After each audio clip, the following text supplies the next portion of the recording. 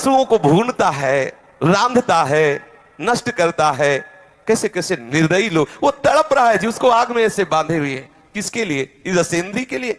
अरे हृदयहीन राक्षस, तेरी दुर्गति होगी। शास्त्र कहता है उन हृदयहीन राक्षसों से गए बीते यमदूत उन्हें कुंभी पाक नरक में ले जाते हैं। जो ऐसे राक्षसों से गए बीते हैं उन कुंभी पाक नरक में ले जाते हैं।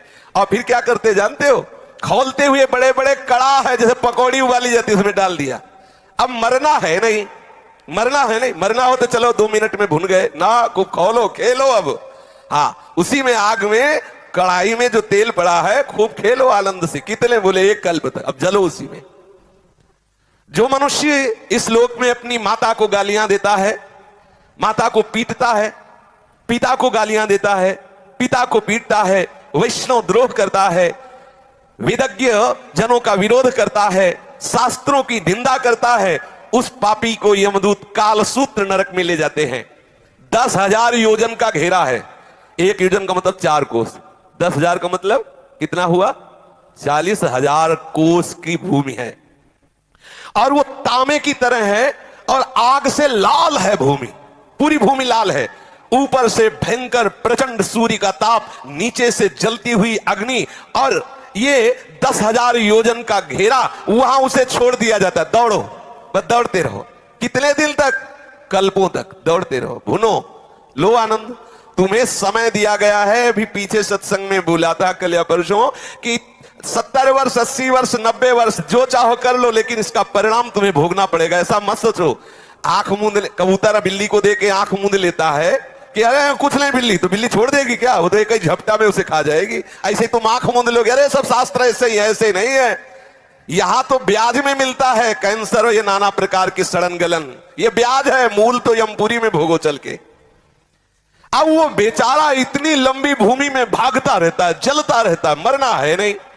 बेचैनी बढ़ जाती, छटपटाता है, लौटता है, खड़ा होता है, दौड़ता है, चीखता है, पुकारता है। कौन सुने? कितने दिन तक? बोले जितने उसके शरीर में रोम है उतने 1000 वर्ष तक उसमें रखा जाता है उसको। उतने 1000 वर्ष तक। इसको कहते हैं कालसूत्र नरक।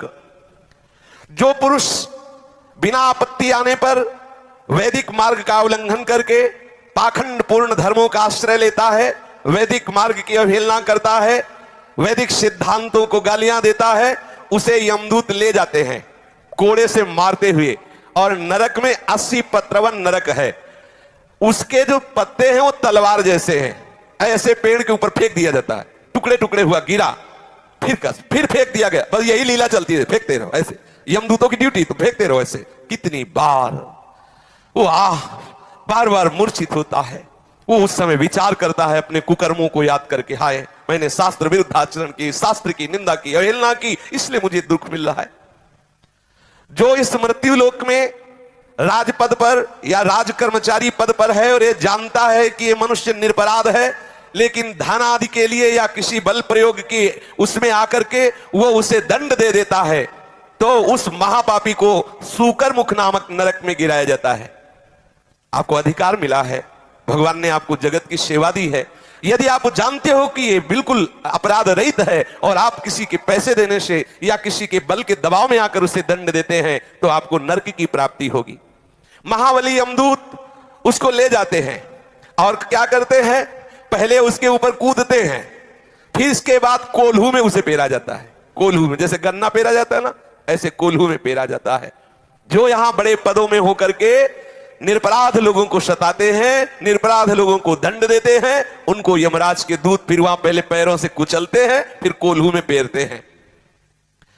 जो इस लोक में दूसरे निरपराध प्राणियों को रोते चिल्लाते हुए सुख का अनुभव करता है, खूब दर्द दे, ऐसे बड़े बड़े निर्दयी लोग हैं। यहां दर्द दे और वो समझते बड़ा आनंद। वहां ऐसे यमदूत आनंदित होते, नाचते कूदते यमदूत और उनको कोल्हू में पेरते, खूब दर्द देते हैं। इस लोक में जो खटमल, मच्छर, सर्प, बिच्छू, छिपकली, ये जितने ऐसे जीव हैं, इनको देखते ही मार देते हैं, हिंसा करते हुए अंधकूप नरक में गिरते हैं। भगवान ने इन जीवों के कर्म के अनुसार इनकी रचना की, रक्तपान आदि इनका स्वभाव है, ये नहीं जानते।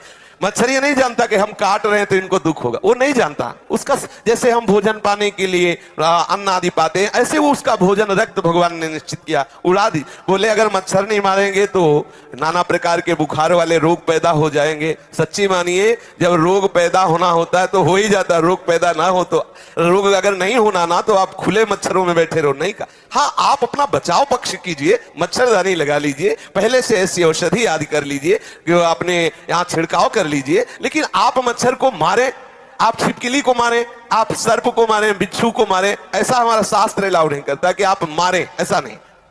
जो उनका स्वभाव है, उनका स्वभाव बनाया गया है, आप अपना बचाव पक्ष रख लीजिए। अच्छा, बचाव पक्ष में मर जाए, देखो अंदर की बात है, अब पता नहीं कि पीछे क्या काट रहा है, खुद वो ऐसे हाथ किया वो मर गया, उसका कोई अपराध नहीं। आप जान के कि अच्छा ऐसे मारे कुछ लोगों का स्वभाव तब मक्खी ऐसे देखते रहते, ऐसे ऐसे मारते रहते, ऐसे, और पूछो उनसे क्या है, वो मजा आ रहा है, लेला मजा। हाँ, बोले जो यहाँ इन जीवों को मार, सांप दिखा रहे हो, मारो मारो सांप सांप, बोले काल, काल को तुम मार सकते हो।